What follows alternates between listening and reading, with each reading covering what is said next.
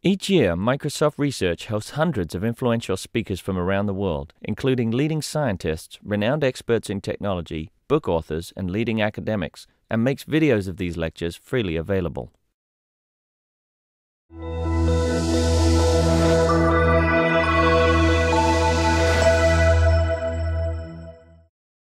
MS Pack and MS Research welcomes you today for this combined lunch event. Just want a little plug for MS Pack. Please go to Whack MS Pack. Find out a little bit more about our political efforts and our speaker series. We've had over 40 events so far this year, with a few more coming up. Just jump right into it. Stephen Johnson, who's the author of 9 books featuring everything, including Everything Bad is Good for You, Where Good Ideas Come From, and The Invention of Air. In addition to his columns in Wired and Discover, he's published in the New York Times, the Wall Street Journal, and many other periodicals. He has co-founded 3 influential websites, including Feed, F-E-E-D.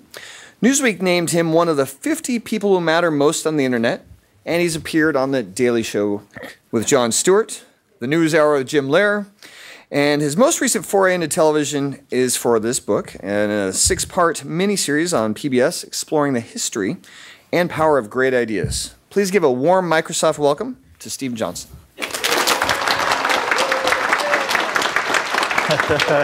Thanks. You know, it's funny how certain things kind of show up in your bio, like the Newsweek thing about 50 people who matter most on the internet. That was from 1995. It was a real honor, but unfortunately there were only 50 people on the internet, so it really. I'm really glad to be here. Let me just get rid of this little message. This is my 9th book, and I actually I'm trying to get back home to New York. I was in the Bay Area yesterday and took this little detour through Seattle on my way back to New York so that I could be here, because I have come to Microsoft for all 9 books, even dating back to my first one, Interface Culture. So I couldn't, not be here. And the difference is with this one is that for the first time there is a whole television series with me in it accompanying this book. So this is the first project that I have kind of co-developed as a book and as a TV show in parallel, basically. So it's a whole new kind of adventure. The show started airing last week, Wednesday nights. We ran 2 episodes. Another episode aired last night. It's going to run for the next 3 weeks. Available online. And I thought it'd be fun to just show you this little trailer we have, just 90 seconds to give you a sense of what the show's like if you haven't gotten a chance to see it, and then I'll tell you more about it. I don't know if we wanted, I don't think we need to dim the lights. Oh, there we go. Imagine observing Earth from a distance for the last 100,000 years.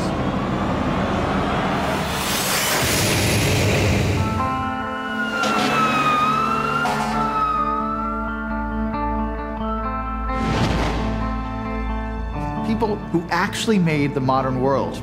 People you've probably never heard of.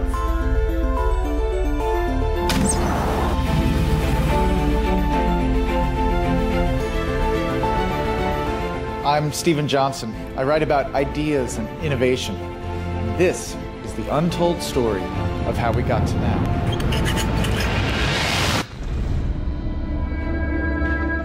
It's here that Clarence Birdseye will have the beginning of an idea that will turn out to be one of the most transformative ones of the 20th century. I think it'll probably take us about 3 days to. It would take you 3 days. Birdseye's hunch will take decades to finally pay off. The modern world of coal does not get any weirder than this. So who's hugging you now? You're getting a dolphin hug. It's the idea behind it that's important. They put a kid inside the whale's head. Right.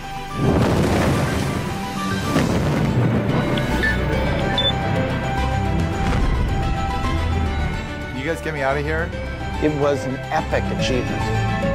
We make our ideas and they make us in return.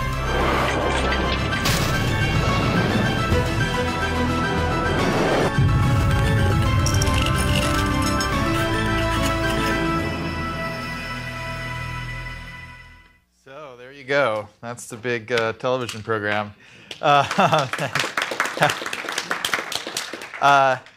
I hope you can see just from that how fun it was to make. It has this. I mean, it was a lot of work. I've never worked so hard on anything in my life. And I was writing the book while we were making the show. So we shot it all over the world. And so we would do these 10-hour shoots, and then I would go back to the hotel room and work on the book. And it was crazy, but it was a great kind of collaborative process in a show and a book that really is in many ways a celebration of collaborative innovation.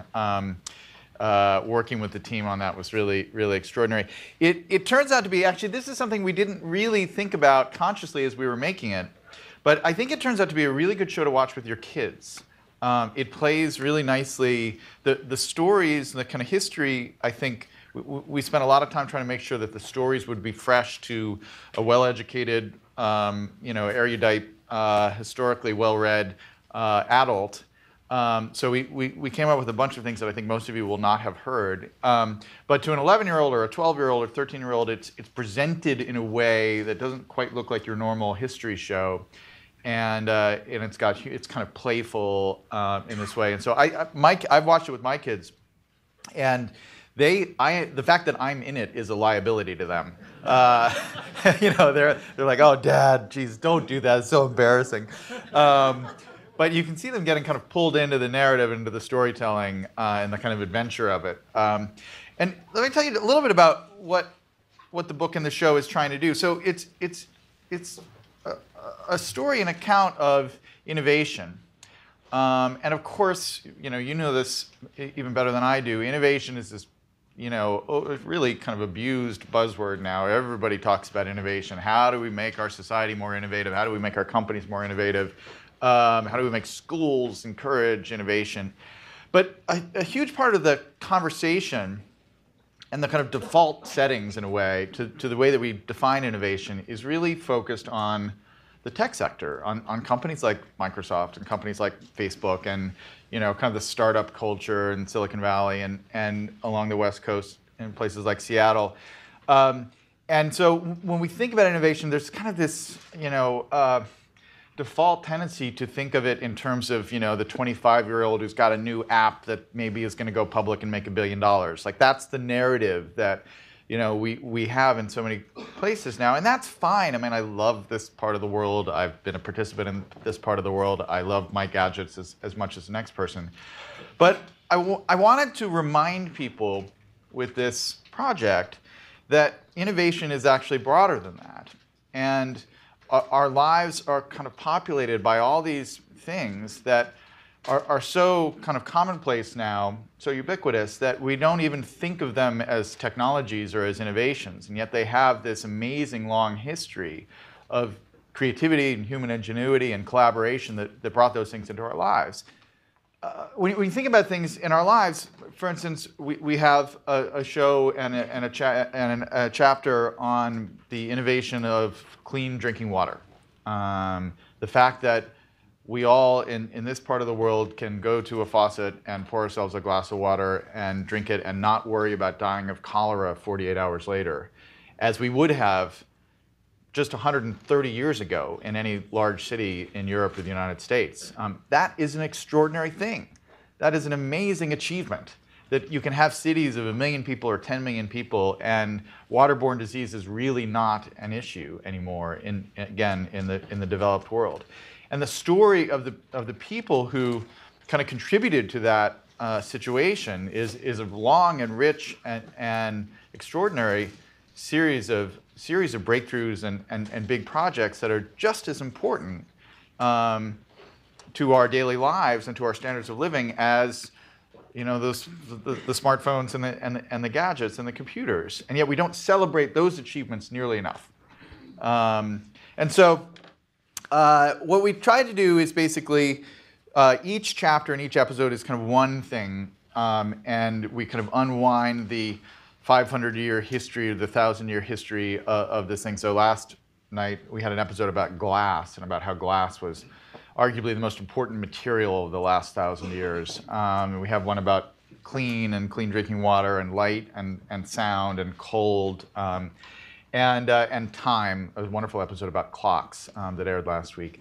So it's a fun adventure, and one of the things that makes it, I think, really fun, one of our the kind of narrative devices that we have at our disposal on this is we talk a lot about, and I write a lot about in the book, about the unlikely, hard to predict kind of secondary effects of new innovations as they ripple through society. And in the book, I started calling these hummingbird effects. It's kind of an elaborate metaphor. If you think about the hummingbird as this creature, I was writing the book largely in California, and our little garden has a lot of hummingbirds there, and I got kind of interested in the evolutionary history of hummingbirds. And you think about it, flowering plants, and insects kind of evolve together and create this complicated symbiotic relationship, the kind of relationship of pollination.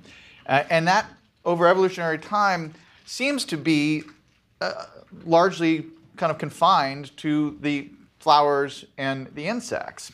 But then at some point in kind of deep history, this bird slowly evolves this strategy to hover next to plants in a way that no other bird can do, which involves incredible, extensive kind of re-engineering of the wing of the hummingbird so that it can hover and flap its wings at this extraordinary rate. And it starts to participate in this process. And so what seems to be, in nature, a relationship between insects and plants ends up re-architecting the wing of a bird. And I thought that is kind of a nice metaphor for what happens with technology all the time, or new ideas in science, or new ideas in the machines and the tools we use. Someone is designing a tool, inventing a tool for one specific purpose, trying to solve a very kind of locally defined problem. But in doing that, they set off a kind of set of chain reactions that affect completely different parts of the world in ways that would have been very hard to predict in advance. So one of the classic examples of this, one of my favorite stories from the book, is a story about air conditioning.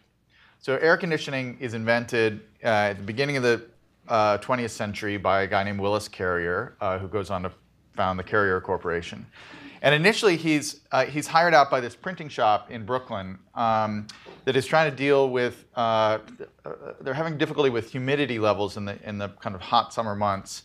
And they're printing these color magazines, and the ink is running because it's too humid in the print shop. And so they hire this young engineer, Carrier, to come in and basically build a big dehumidifier, which he does, but it has this kind of secondary effect of making the air cool as well as drier. And it successfully solves this problem of causing the ink, of keeping the ink from running on the page as they print. But they notice that, geez, everyone suddenly wants to have their lunch in the room with the giant dehumidifier. And so Carrier starts to think, I could probably do something with this. And so he goes off and kind of invents this whole new technology of air conditioning. But the big change, the full hummingbird effect of it, doesn't really kick in until after World War II, when the Carrier Corp and a couple of others introduce home air conditioning units. They've condensed the technology down to the size of a window, and then their central air gets introduced for people's homes.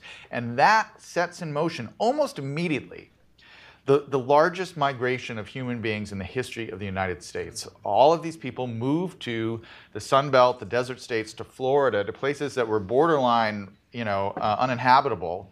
There were, at the turn of the century, there were 107 people living in Las Vegas, right? And it's been recently the fastest growing city in the United States, which tells us something about the United States, but whatever. And so all these people moved to these places like Phoenix that were just very hard to live in because it was 110 degrees during the day. But once you had air conditioning, it changed the whole balance. And that sets in motion a dramatic kind of configuring of the geopolitical map of the United States, as there's like a 60-vote swing in the Electoral College from the northern states to the southern states. And it's that Southern Sun Belt coalition that is central to Ronald Reagan's successful bid for the presidency in 1980. It is entirely possible that Ronald Reagan would have been elected president in 1980 if air conditioning had not been invented. But it is absolutely true that he would have had to have built a different political map in his route to the White House without air conditioning. So you cannot tell the story of Reagan's presidency without somehow telling the story about air conditioning and Willis Carrier. It's not a 6 degrees of Kevin Bacon thing, right? It's 2 degrees. It's a real part of the story, but we tend to not talk about history this way. And you can see these effects going back and even into things that we think, stories that we really know. One of my favorite stories involves Gutenberg. And like most of you in this room, I'm sure I've felt like I had a pretty clear understanding of Gutenberg and the importance of the printing press and its interesting effects, transformative, probably the most important communications revolution of all time. But there's a side of it that I hadn't kind of stumbled across until we started researching this project, which is to say that when the printing press gets introduced to Europe, and all of a sudden literacy rates start to rise, and people who are not monks basically begin to read, something interesting happens to a significant portion of the European reading population, which is that they start going, I can't read this. I am farsighted. I can't make out these letters on the page. And what's interesting about this is that there was a significant portion of the population, particularly those who'd made it to being 40 years or older, who were farsighted all along, but they never noticed this because they had almost no need to look at very small objects as close to their eyes, right? I mean, unless you were like a seamstress, you really didn't have occasion for that, using that part of your visual faculties, which may be one reason why it's so common that we lose our kind of reading vision when we hit the age of 40. It's just there wasn't an evolutionary penalty for that in the past. You just didn't have to look at things like that. So all of a sudden, this new technology exposes this flaw in our biology on some level. And that requires a new other technology to get into circulation, which is reading glasses or spectacles, which had in fact originally, not surprisingly, been invented by monks, who were the only people who were reading in the society, in the kind of monasteries before Gutenberg. And so all of a sudden, thanks to the introduction of the book, in a sense, a kind of a market signal goes out through Europe saying, if you make lenses and kind of put them in the form of these spectacles, you can make some money. And so suddenly Europe is awash in this kind of these pools of expertise in lens making. And for the first time, there are all these people who are very good at creating these little objects of glass. This is part of the importance of glass in society. And because people have a natural tendency to kind of tinker with their inventions once they come up with these new technologies. Before long, people start saying, hey, if I take a couple of these lenses and put them next to each other, I can make things that are very far away look very close. And if I actually put them in this other way here, I can make these very small objects look much bigger. And the telescope and the microscope are invented. And this revolutionizes science on so many levels. Galileo takes a telescope within 5 years of its invention and sees the moons of Jupiter and overthrows 1,000 years of theology. The microscope takes a little bit longer. It takes about 70 years to really make a dent in the universe. When Robert Hooke takes his microscope and he starts doing these detailed drawings in his amazing work. This is a flea. And one of the most important ones, actually, one of the most important images really in the history of science, he analyzes the tissue of a cork, and he notices these little boxes in the cork, which he calls cells. And this was really the first time anyone had visualized and named the cellular basis of life. So just think of all the extraordinary things that came out of our ability to look through microscopes. Think of what health and medicine would be like if we didn't have microscopes. And so this understanding, this kind of scientific revolution that came from telescopes and microscopes is, again, directly but kind of surprisingly connected to Gutenberg. We think of Gutenberg as being involved with science in the sense that people were able to share and store and circulate their information and their studies and cite other people's research thanks to the printing press. But he also triggered it in this way that he never thought of, which is that he made the world kind of interested in lenses, which led them to telescopes and microscopes. So that's one of the things that the book and the show tries to do, is to take you through these kind of surprising connections. But the other thing I think it's important to do, and that we spend a lot of time with this in this project, is looking at in a sense at people's mistakes and their kind of failures to see things that should have seemed obvious to them or seem obvious to us now looking back with hindsight. We tend to tell the story of technological progress or scientific progress as a series of successes. The history is kind of written by the victors. And so every school kid learns, okay, then Alexander Graham Bell invents a telephone. But in fact, if you go back and look at the history of innovation, it is littered with all these kind of weird dead ends or places where very brilliant people failed to see some obvious thing.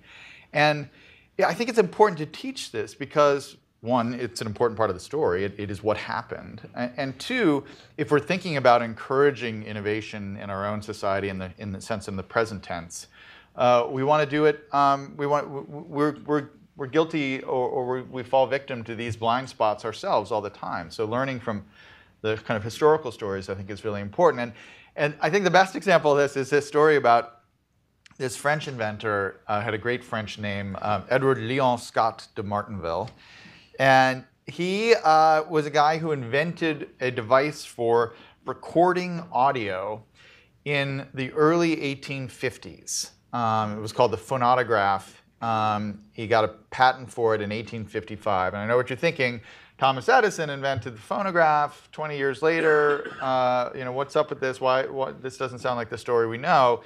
But in fact, it was this brilliant invention. It took in the sound waves kind of at the back of this vessel here, and the kind of frame of it was made of this parchment that would vibrate, and it would pass those vibrations onto this little pig's bristle at the end of it, which would then write the waveforms onto the rotating cylinder, which you could then unfold a piece of paper, and you could see this recorded waveform for the first time. No one had ever done this before. So it was a brilliant invention, almost a generation ahead of Thomas Edison, right? You know you're doing something right when you're that far ahead of Edison. So why have we never heard of this guy? The answer is that he forgot one key feature, which was playback. There was no way to listen to the audio that you had recorded. So you could look at these nice waveforms, but you couldn't actually hear what you'd recorded. This turns out to be a feature that people find very desirable in their audio products.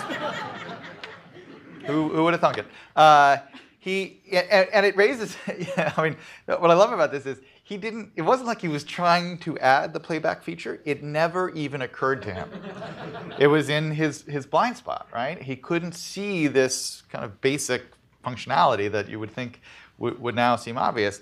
And it raises the question of, on some level, like, what the hell was he thinking, right? Why would anybody want this? And the answer is that he was obsessed with stenography and dictation and shorthand. And he'd seen how people had developed this technique of listening to someone speaking and creating this little code that they could scribble out in real time, and they could learn to read that code and turn those symbols back into an imagined kind of language in their heads. And he thought, well, that's great. I can just cut out the middleman. I can just automate that process. And people will speak, we'll convert it into sound waves, and then people will learn how to read those sound waves. And you'll have this kind of automated transcription. And, if you think about it, it actually was a pretty good bet, right? I mean, human beings have been very good since the invention of alphabets at taking weird little scribbles and turning them into an imagined language in our heads, right? So why not assume that we would do that with sound waves? It just turns out that, for whatever reason, it is not part of our cognitive toolkit. No human being has ever learned how to turn that into, language. So it was a dead end on some level. They actually, and we interviewed these guys. There's a great kind of audio historian group called First Sounds, and they found these scrolls. They were called phonograms in the Paris archives. And so they scanned them and digitized them, and converted them back into sound just a few years ago, like 150 years later. And they played it, this is in the show, we listened to it actually. They play it, and initially they're like, oh, we're listening to a little girl singing, and they realize they're playing it at twice the speed, and they slow it down, and it's Scott's voice singing Au clair de la lune from the grave 150 years later. So he finally got his playback function. It just took a little while. And it's amazing. The other thing that's interesting about it is it's very staticky. In the show, I say that it sounds a little bit like a horror movie soundtrack, but it's also the kind of the first instance of static, of kind of mechanical noise. That it's sound that we've become, our ears have become very familiar with. But this is the kind of first place where it was created. It just wasn't heard for 150 years. Anyway, it's a crazy story. So there are a lot of examples of that, of trying to kind of go back and look at places where people failed to see something that they should have seen, because that's a part of the story as well. And sometimes a dead end for a person like Scott, who more or less died penniless, no one ever heard of him. The idea that they set out into the world ends up having a life of its own, even if it doesn't work out for the inventor. So no one really ever bought a phonograph, and it didn't become a popular technology. But in the audio community, people were tinkering with them, and about 15 years later, another inventor was tinkering with the phonograph and figured out a way to add audio output to it, and that inventor was Alexander Graham Bell, inventing the telephone. So it ended up setting the stage for the true breakthrough that did become a commercially viable product. So even the blind spots can sometimes be productive ones. And the other theme that I think is interesting, particularly in the context of a company like Microsoft, is thinking about platforms as a way of engendering innovation. And when I say that, I understand everybody in this room goes, yes, obviously we know you create a big platform that everybody uses and creates higher level innovation on top of that. That's the history of software. But one of the things that we try to do is to say that that process is actually much longer and kind of predates software. And then when society comes around and agrees on a set of standards or kind of units or kind of measuring terms or some other kind of basic agreement about how things should be kind of classified or the language we should use to describe phenomena in the world, that creates a kind of intellectual platform that encourages a lot of innovation and actually ends up encouraging a lot of hummingbird-like effects where someone was trying to solve a specific problem and it ends up doing something completely different. And there's a great example of that in the time chapter and episode on the history of standardized time zones. You have no idea how hard it is to make compelling television about standardized time zones. We really spent a lot of time. It's actually one of my favorite sequences of the whole show. But so until around 1880, every single town in the United States was on its own time. You would do a local reading of where the sun was, in that town, and at the point where the sun was highest in the sky, that was 12 noon, and you set your clocks off of that. Which meant that as you moved from east to west across the country, each town was a little bit off compared to the town a few miles over. So it would be 12 noon in New York and 11:57 in Jersey City, and if you went up to New Haven, it would be, I guess it would be later, it would be 12:06 or something like that. And as you kind of moved around, you'd jump around minute by minute by minute. And just like farsightedness in the European population, this was a problem that nobody noticed. It was a problem that wasn't a problem because nobody had any need to coordinate schedules, in a sense, in real time with people in other towns. This was something that it never even occurred to you as a problem. Like you got on your horse and your wagon or whatever and went over to some other town. It took you an hour or two to get over there. And when you got there, if it was 3 minutes later, who cared, right? No one even bothered with this. But what changed all of that was the railroad. The railroad technology exposed this, up until that point, invisible flaw in the way we were measuring time, because suddenly people were moving around at high speeds between towns on a very regimented schedule where if you didn't know what time it was, it messed up all your plans. And so you would have these situations where you would leave New York at noon and you'd travel an hour and a half to New Haven, and your watch would say it was 1:30, but you were on New Haven time, so actually it was 1:37. Only the train you were traveling on took its time from its originating station, which was in DC. So it was 1:37 New Haven time, 1:30 New York time, but the train time was actually 1:54. And you were connecting to a Boston-based train. So according to the Boston-based train, nobody could tell what time it was anymore, right? It was just impossible to figure out. And there were these elaborate charts that were made where it was like how to calculate what time it is in all the stations if you are starting in Washington, D.C. And it was like literally like 400 numbers on this tiny piece of paper. And you'd be like, okay, I'm in Wilmington. I think it's 12:54. So people realized that this wasn't going to work. And so they had to come up with this convention of standardizing time, agreeing on a time, and then they also added this feature of time zones. And this was an idea that had started in Canada and in the UK and took a long time to come to the US. Actually, it was really funny. There's a quote from a couple of these letters. A lot of people resisted the idea because they thought it was unnatural to not have noon be the point at which the sun was highest in the sky. So there were all these kind of angry op-eds, kind of 19th century op-eds, letters to the editor written by people saying like, we will not have this devil's time brought to Cincinnati, that kind of stuff. But eventually, largely led by this guy, William Allen, who was this railway clerk who became this big evangelist for this idea. They came up with a standardized time system, and in the original map that was used for 20 or 30 years, the time zones did not follow state lines the way they do now. They followed the rail lines. And so Allen devised the map so that at the termination point for each of the rails, that's where the time zone would switch over. It shows you how much our sense of time was being driven by railroad technology at that moment. So that gets set in place. And again, this is the kind of thing, we never even think about this as an innovation. But it made a whole way of life possible. And it, in fact, in the 20th century, enabled something completely different because it had created this platform for time that Allen and his peers weren't thinking about it at all, which is that it enabled mass media. It enabled radio and television to coordinate air dates and air times for shows. Not something that was on the agenda at all in the 19th century, but suddenly once you had this, it was possible for the first time to say, tune in at 10 p.m. Pacific time on Wednesdays on PBS, as you should, because that's when my show airs. See how I did that? You can't do that unless you agree on what time 10 p.m. Pacific Standard Time is, right? And so that's the power of kind of platforms like this. Just agreeing on some kind of convention enables all these other inventions down the line that aren't even in your field of vision at all. Now, when you look at history this way, this is really history that differs from the traditional kind of telling. There are characters and people that are important to these stories.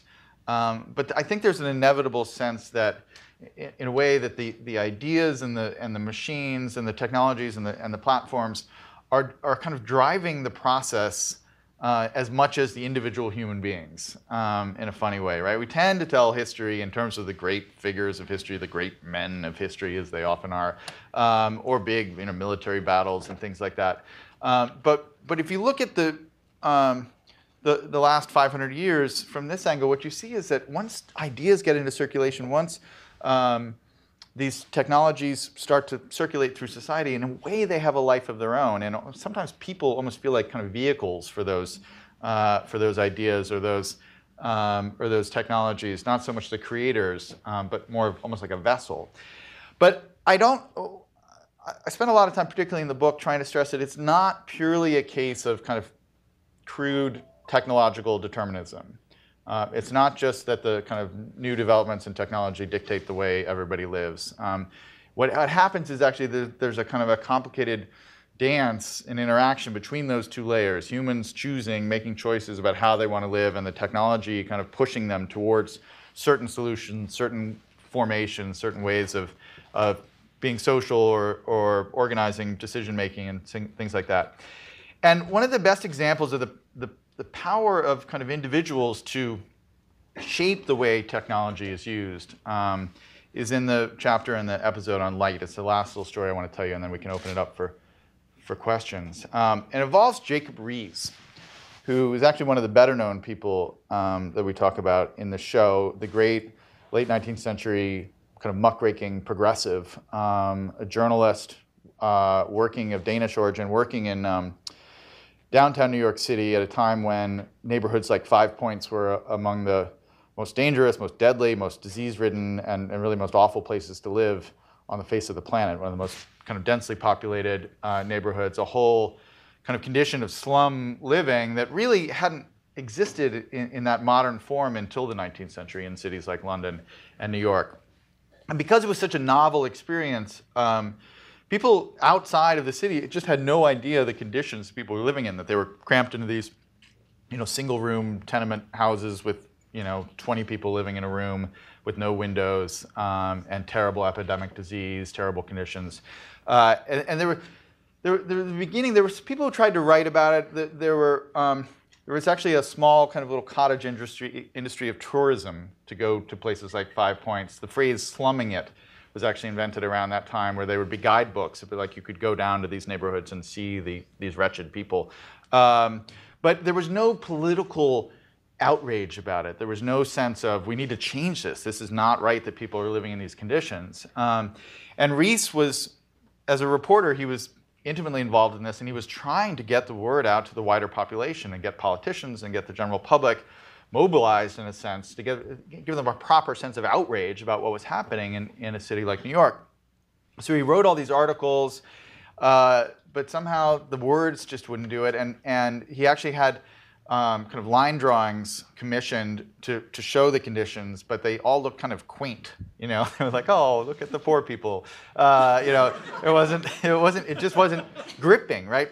And he had this idea. You know, photography had been around for 30, 40 years at this point, and he was an amateur photographer, and he had this idea: if he could photograph these lives and these conditions, that would be the thing that would finally change public opinion. But the problem was, it was just too dark. One of the things that made these places really awful places to live is they often had no windows, and there were very low light conditions. And photography at that point was entirely dependent on full daylight. You could not photograph outside of full daylight in any shape or form. And in fact, even at full daylight, as you know from looking at these old pictures, you had to stand still for like 30 seconds, which is why every picture from the middle of the 19th century is, you know, no like action shots, you know.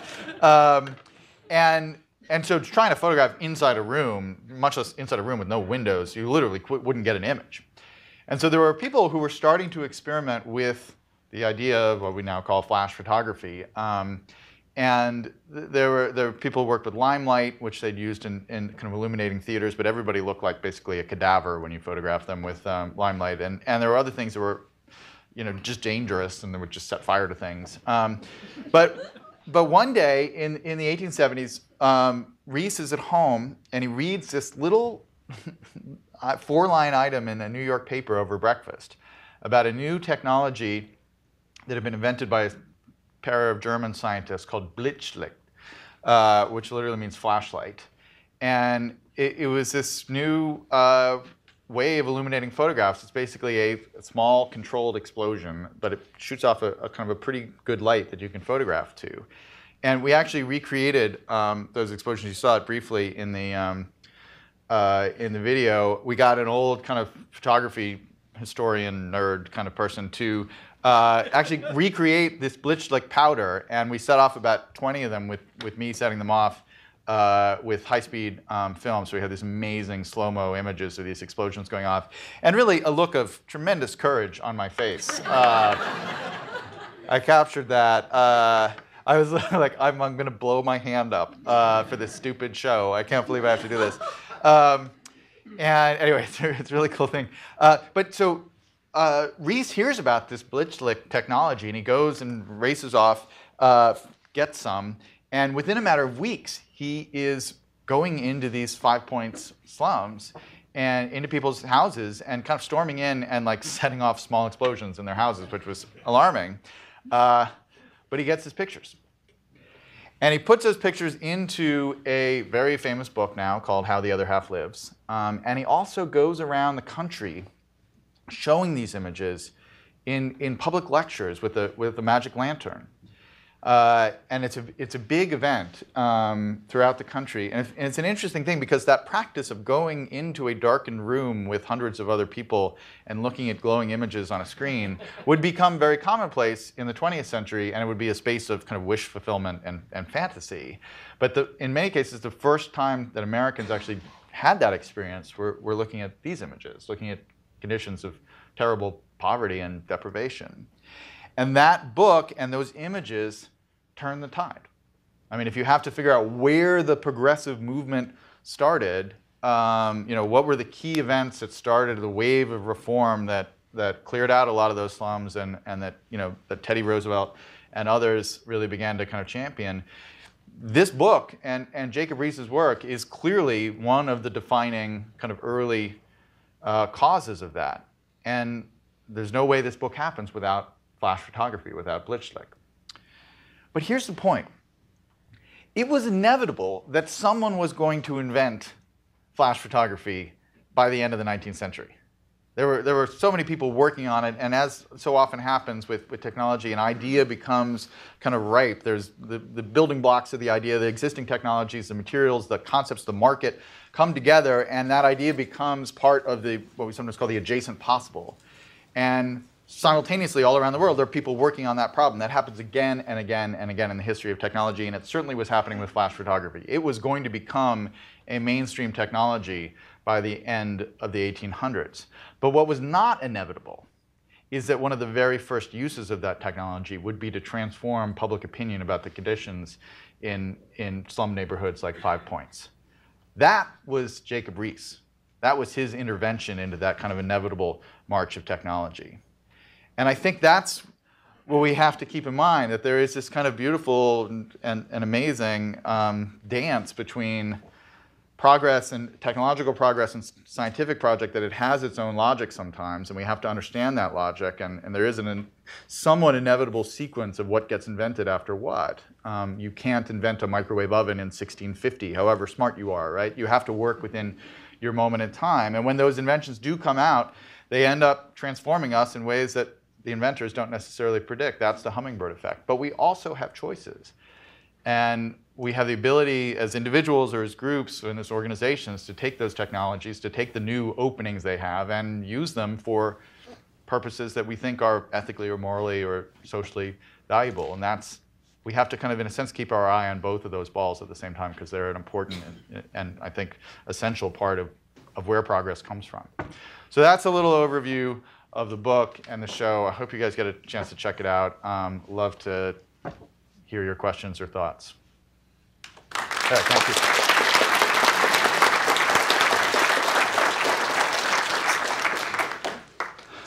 you. Yes? One of the online questions is, what is your favorite blind spot moment in inventions? Well, I think actually the story of Scott, the question is, what is my favorite blind spot moment in invention? Scott is certainly probably my favorite, but since I already told you that story. The other one that is really great, I wrote about it a little bit in Where Good Ideas Come From, the book I wrote 4 or 5 years ago, is Lee DeForest and the vacuum tube. One of the co-inventors of the vacuum tube invented this thing called the Audion. And DeForest is this beautiful figure. He's a brilliant guy, but was just wrong again and again in understanding what he was inventing. So he's this kind of classic tinkerer who's like, I've invented something incredible, and then he completely misunderstood why it was working. And he built this early vacuum tube he was really into the idea of amplifying audio signals to make radio, so that radio would be loud enough and have enough bandwidth to basically transmit music. And he was a big audio buff, a big opera buff. And so he set up this, using this new invention he set up this demo of radio music broadcasting in New York, I think in 1912, I think it was. And he set up these microphones at the opera in New York, and then invited journalists to listen to radios that he'd designed all around the city to hear this amazing music kind of wafting through the air into their radios. And it gets the New York Times to cover it and all this kind of stuff, and they all sit there and turn it on, and it just sounds awful. Like it's not, the technology is not ready. It doesn't sound like music at all. It's like just pure kind of static and noise. And so he ends up getting almost going to jail because his investors are like, what are we doing investing in this? You just completely made a fool of yourself. And he sells off the technology to what becomes Bell Labs. And Bell Labs takes this prototype kind of the vacuum tube and discovers that while DeForest had invented a lot of clever things, he'd gotten it all wrong. He thought that the gas inside the tube was really important. In fact, it needed to be a vacuum, hence vacuum tube. And so once you took the air out of it, it actually was much better at its job, and then became known as a vacuum tube. And a couple other things he kind of mangled. So he made a huge contribution, but it was through these series of missteps. And the other funny thing was, once radio became a successful technology, it was in fact used to transmit music almost immediately. But the music that it was used to transmit was jazz. Jazz went, because of radio, almost entirely because of radio, jazz went from being a very local, regional music in the like Mississippi Delta and Chicago and New York to a national music. A crucial turning point in the history of race relations in the United States. It was the first time that African American culture was coming into white American homes, and African Americans had radio shows like Louis Armstrong and Duke Ellington and from the Cotton Club and so on that were broadcast all around the world. So big change in the role of African Americans because of radio combined with jazz. And DeForest hated jazz. He was like an opera buff, and so he would write these angry op-eds. I could write a whole book on just angry op-eds that were like, like what have you done to my invention? You've debased it with this boogie woogie. Was that? It's like it's all. So he's this kind of tragic figure. Anyway, so that's another good one. Yeah, let's go here and then we go. Yeah, so you've talked about this juxtaposition. You said tinkering, right? And so how do you see this balance between production engineering, which Microsoft and a lot of established companies are very good at, and experimentalist engineering, where people are leveraging things they don't really know, but making lateral jumps, right? That they don't have. Something like Arduino, right, and the Internet of Things in the makerspace.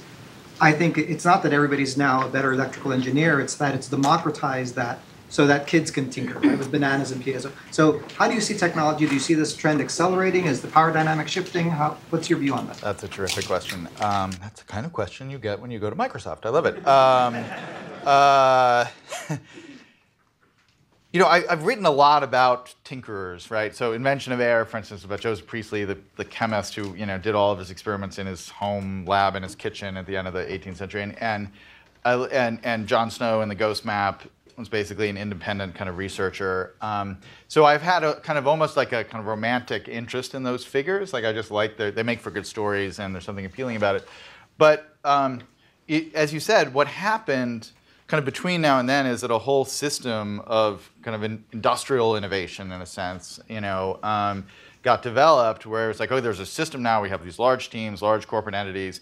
And Edison is a really interesting transition point. The transition from Edison to Bell Labs to then the kind of modern world, and I talk about this in the Light chapter, that Edison figured out this system of like, okay, we're going to have a team of multidisciplinary people, and we're going to be in the lab. We're going to kind of define our problems. There is going to be some experimentation in here, but we're going to work within these constraints. We're going to give them, for instance, options in the company. Like there was, early compensation structures that then would become really important in the tech sector.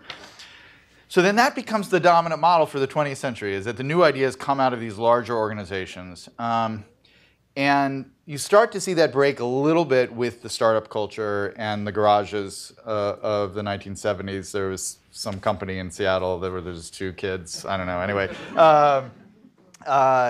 And I did an interview with your founder, Mr. Gates, 3 weeks ago. It was so great. I got to meet him and we did this interview about progress, which is online. You should check it out. But I had him sign a book for my kids.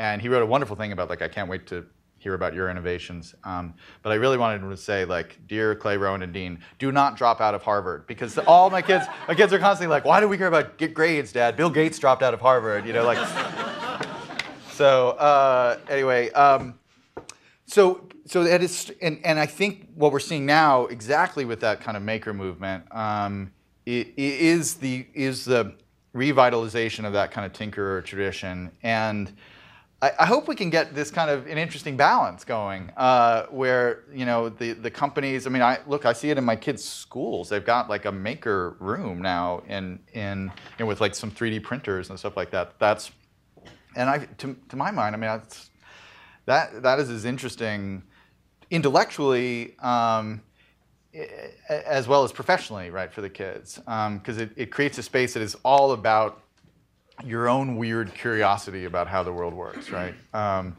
And so that we have that kind of open-ended exploratory model of innovation thriving again, which I think it really is, and it's certainly in this part of the world. That's terrific. And I think, there are certain big problems. It's hard to, it's hard to ship very complicated big software without, kind of traditional structure. And there are other big engineering problems that are hard to do. But that we have that tinkerer culture back, I think is a really good thing. Yeah, right up front. So in listening to your lecture today, it seems like I can't help but draw parallels between your book and your series and James Burke's series, Connection. So yeah, did you draw inspiration from that? And would you say that this is sort of the modern day sort of extension of that? Well, I would be very flattered if people think that. So for those of you who don't know, there was a series and a series of books by a wonderful, super interesting British guy named James Burke. The first called Connections, then there was Connections 2 and 3, and also a show called The Day the Universe Changed. And produced by the BBC, but they ran on PBS here. Interestingly, they were running on PBS when I was a kid, but I never saw them. And then after I wrote my second book, Emergence, which had this very Burkean kind of subtitle of The Connected Lives of Ants, Brains, Cities, and Software, people started to say, your books remind me of, did you ever see the show, James Burke, whatever? And so then I went back and kind of rediscovered them. And so certainly an influence and inspiration. They're different. The show is very different stylistically. If you go back and look, at the connections, they're different. Let me just say it like that. It's just more contemporary. It's almost 40 years old, right? So. But the thing that I think is really interesting about it is when you think about telling history this way, particularly on television, that to come up with an analog of another show that approached history this way on television, you have to go back 40 years. Because to me, that seems really bizarre. Like, I feel like there should be like half of all history shows should be told this way. It's great to have big, I love Ken Burns. I love The Roosevelts was a great series. I love, let's do a big show about the Civil War. That's great. That's an important part of history. But this version of history, it seems to me, in terms of what our actual lives are made up of and what our day-to-day existence is made up of, compared to, the lives. I mean, think about how many shows are just about kind of weird old aristocracy, that just are, it's almost like gossip about kings and queens. Those people are not relevant to our lives. They're interesting and salacious, but it's not that important. Whereas this is really what the modern world is made of. And so I think it's weird that there aren't like 10 connections between me and James Burke, rather than just kind of, the two of us out there. But anyway, Cosmos, right? yeah. I mean, there's room for more, And I think it actually is true in books. There's a genre of book, of kind of historical book that is a little bit more common and that have done well. Books like, Cod, if you ever read, or Longitude, where you take this kind of, I'm going to write a whole book about a fish and talk about how this fish changed the world in all these surprising ways. And those books do actually really well. So in terms of the historical writing, there is more of that kind of mode out there, but it hasn't been as popular on TV. So it may just be that it's really hard and nobody likes shows like that, and I'm going to feel embarrassed about it. But I don't know. We seem to be doing all right in the first 3 weeks, so we'll see. Yeah. So how did you pick your innovation? So you have 8, what were Yeah, they? 6. There's six episodes, yeah. It was an interesting process. Again, this was the most collaborative writing project I've ever been on in my life, which was great because I've been preaching, the importance of collaboration, but actually writing my books, I would kind of write them alone in my study. So you guys should really collaborate, but not me. So this was, because we were developing as a show and a book at the same time. So we had, this team mostly in London, and I was in California, so the time zone issues were a little complicated. And we knew that we went into it with the idea of the episode on cold, because I had written a little bit about the Willis Carrier story and the Reagan thing, just as an aside in Where Good Ideas Come From. This is what often happens with my books, is I write a whole book about something, and there's like 2 paragraphs about some other random thing that I just stumble across, and then I'm like, that should be the next book, and I kind of blow that up and turn it into the next book. So I knew that was a good story, and then the executive producer, Jane Root, had come to me with this story about this guy, Frederick Tudor, who was the ice king of the early 19th century, built a multi-$100-million business shipping frozen blocks of ice from lakes in New England to like India and Brazil and the Caribbean, and made a vast fortune doing this, which was an incredible story because he basically took something that was free and abundant and took it to some place where it was so rare that, if you grew up in the Caribbean in the 1800s, you would have never seen ice in your whole life, right? And it's actually the beginning of 100 Years of Solitude, if you guys remember this. It's about the time that ice came to the whatever the name of the imaginary country is in that book. And so that's a great story and a crazy story. And so we knew we had we could start with Tudor and end with Reagan and AC, so we knew there was an episode there. And then because I'd written the ghost map about snow and cholera, we thought an episode about clean drinking water would be good, and we could tell the ghost map story in there, which I didn't tell in the book, actually, because I was like, we have a little ghost map segment about that 1854 outbreak in the show, but in the book I was like, I've already written a book on this, I'm not going to bore somebody who's already heard it. So we had those 2 episodes, and they were kind of our template. And we wrote scripts, and I kind of co-wrote I wrote the chapters at the same time. And then it was a question of what the other 4 were going to be. And we looked at, we looked at about 12 or 13 different things, and it was, the variables were, we didn't want them to be high-tech things, so we didn't want to have an episode on the smartphone or something like that. Had to be ubiquitous, had to be something we don't think of as technology anymore, had to be interesting characters, particularly for the show. The producers are always like, there have to be people that we can talk about that have personality, which I realized actually in doing this, talk about collaboration and working in a different medium, that all of my books have been, in a sense, skewed towards the ideas away from the people. And every time I found myself in a book having to do something like describe what somebody looked like, I would always be like, oh, this is so stupid. Who cared what he looked like? I just let's get to the idea that he had, And which is why I'd be like the worst novelist in the world. I'd be like, here's John. He had a nose and 2 eyes, So we had to have people, and then we had to have those hummingbird effects. It had to set in motion all these changes. So we threw around a bunch of, we talked about doing money and currency. We talked about doing skyscrapers. We talked about, I had this idea, which we may do more seasons of this, which would be really great. And one of the ones that I really want to do is the history of illusion, of technologies that trick our eyes into seeing something that isn't there, like perspective and painting or moving images and so on. But I couldn't persuade anyone else that was a good one. And so it was this kind of process. And we had the episode that aired last night, if anybody saw it, was really interesting because it was one of all about glass. And we kept going back and forth trying to decide whether it was an episode about vision and technologies of seeing, basically, which involved a lot about glass, or whether it was about this kind of magic material that made all these things possible, some of which involved vision. And we actually shot a version of it that was really vision first, and then we changed it around and made it more about glass. But I wrote the chapter all along knowing that it was going to be about glass. And actually the chapter is the first one, and I think it's actually my favorite chapter in the whole book. So even once we kind of hit on a basic structure, we sometimes had some tinkering to do. But yeah, it was long. We were working on it for 4 years, so it's been a long time. We shot in about 9 months once we really got going, but it was a long preamble. Okay, one last question, I guess, if there is one. Okay, great. What software are you using lately to capture and work with ideas? Oh yeah, I've written about I was obsessed with this program called Untitled, and then I actually started this company with BetaWorks called Findings, which didn't unfortunately really work out.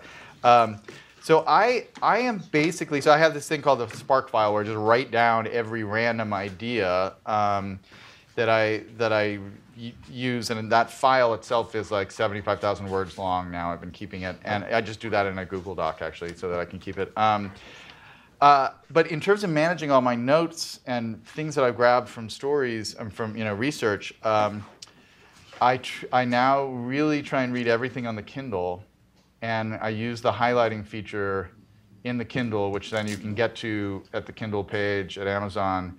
But it doesn't have the features that I used to love in Think, where I could kind of generate interesting connections between small chunks of text.